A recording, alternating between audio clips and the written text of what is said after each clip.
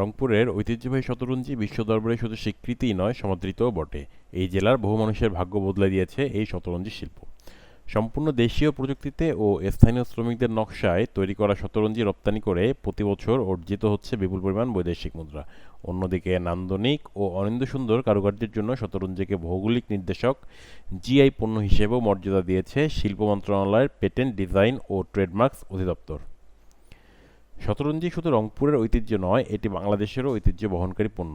রংপুর শহরের উপকণ্ঠে ঘাঘট নদীর তীরে নিষ্পেতগঞ্জ গ্রাম। শতরঞ্জি শিল্পের ইতিহাস ও ঐতিহ্যের সঙ্গে অবিচ্ছেদ্যভাবে জুড়ে আছে এই গ্রামের নাম।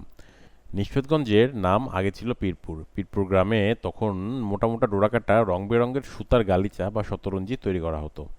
1830 খ্রিস্টাব্দের দিকে রংপুর জেলার কালেক্টরেট মিস্টার নিষ্পেত শতরঞ্জি দেখে মুগ্ধ হন। পরবর্তীতে তিনি শতরঞ্জির মান উন্নয়ন সহ এই শিল্পের প্রচার ও প্রসারের জন্য বিভিন্ন ধরনের সহায়তা দেন। এমনকি এই পণ্যের ব্যাপক বিপণনেরও ব্যবস্থা করেন তিনি। পরবর্তীতে মিস্টার নিষ্পেতের নাম অনুসারে এই গ্রামের নাম রাখা হয় নিষ্পেতগঞ্জ। বিভিন্ন জেলা থেকে আমদানি করা হয় এই শতরঞ্জি তৈরির মূল কাঁচামাল। কাঁচামালগুলো আমরা বিভিন্ন লোকাল মার্কেট থেকে, যেমন বগুড়া, আপনার নওগাঁ, পাবনা, এ ধরনের লোকাল মার্কেট থেকে আমরা সংগ্রহ করে থাকি।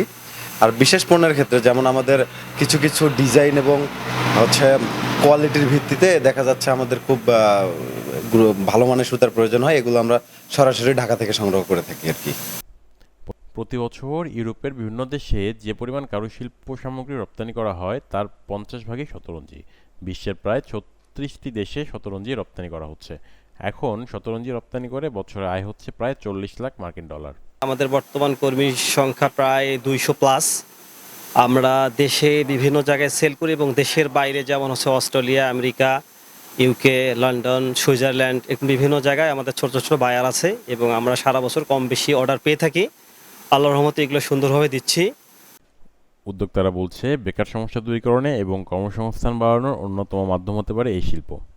এই যে আমার মাধ্যমে কর্মসংস্থান হবে, বিশেষ করে দরিদ্র মহিলাদের কর্মসংস্থান হবে, এই জিনিসটা আমার মধ্যে নাড়া দিল। তারপরে শুরু করলাম, ইনশাল্লাহ আস্তে আস্তে আস্তে আস্তে আগায় যাচ্ছি।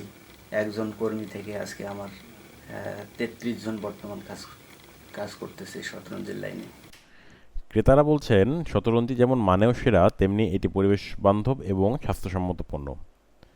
এখানকার প্রোডাক্টের যে লংজিভিটি ইজ অসাম। আমি এর আগেও আমাদের ওই ডাইনিং টেবিলের জন্য নিয়েছিলাম কিছু, এখানে কিছু যে দস্তরখানার মতো কিছু আছে, এগুলো নিয়েছিলাম এবং লং টাইম থেকে আমি ইউজ করছি। সাধারণত দেখা যায় যে এই ধরনের প্রোডাক্ট যেগুলো আছে, পাট শিল্প আমাদের এটাকে প্রমোট করা হয় এক। আর 2 নম্বর হচ্ছে যে এই জিনিসগুলো তো আসলে স্বাস্থ্যসম্মত, হেলদি প্রোডাক্ট। প্লাস্টিক ইউজ করাচ্ছে বা অন্যান্য যেগুলো আছে রিফারবিশ প্রোডাক্ট যেগুলো আছে, এগুলো আমাদের জন্য হেলদি এগুলো, এবং সবচেয়ে বড় কথা হচ্ছে এনভায়রনমেন্ট ফ্রেন্ডলি। হ্যাঁ, আমরা যে বলি এখন যে আমরা গ্রিন প্রজেক্ট করতে যাচ্ছি, আমরা এনভায়রনমেন্ট ফ্রেন্ডলি সব কিছু চাচ্ছি, তো এটার জন্য আমাদের এই প্রোডাক্টগুলো ইউজ করা এটা আমাদের জন্য বাধ্যতামূলক।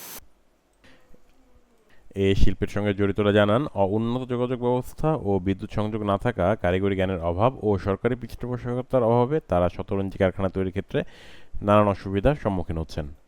সরকারি সহযোগিতা পাওয়া গেলে শতরঞ্জি শিল্প দেশীয় ঐতিহ্য রক্ষার পাশাপাশি বৈদেশিক আয় এবং কর্মসংস্থানে বিশেষ ভূমিকা রাখবে। Mahbur Rahman, RCTV news, Rangpur.